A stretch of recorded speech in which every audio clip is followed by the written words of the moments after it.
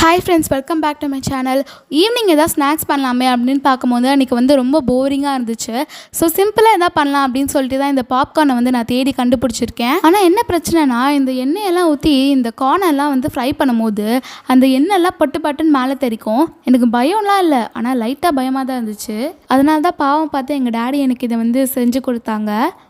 நீங்களும் இப்படி தான் நினச்சிங்களா? ஸ்டார்டிங்கில் யூடியூப்லலாம் இந்த மாதிரி பாப்கார்ன் செய்கிற வீடியோலாம் பார்க்கும்போது என்னடா இதெல்லாம் நம்புகிற மாதிரியா இருக்குது, இதெல்லாம் ஃபேக்கு அப்படின்னு நினச்சேன். ஆனால் கண்டிப்பாக சிம்பிளாக வீட்டிலே பாப்கார்ன் செய்யலாம். ஆனால் எனக்கு ரொம்ப கஷ்டமாக இருக்குங்க. ஏன்னா இந்த பாப்கார்ன் செஞ்சுட்டோம், ஆனால் இந்த சீசனிங் எப்படி செய்கிறது? நீங்கள் அதை பார்த்தீங்களா?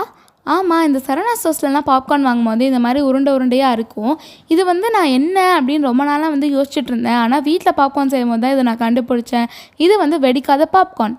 நான் லைட்டாக சால்ட் மட்டும் ஆட் பண்ணிவிட்டு மிக்ஸ் பண்ணி எடுத்து வச்சுட்டேன். நீங்களும் வீட்டில் வந்து பாப்கார்ன் செஞ்சு பாருங்கள். தேங்க்யூ. மறக்காமல் சப்ஸ்கிரைப் பண்ணிக்கோங்க.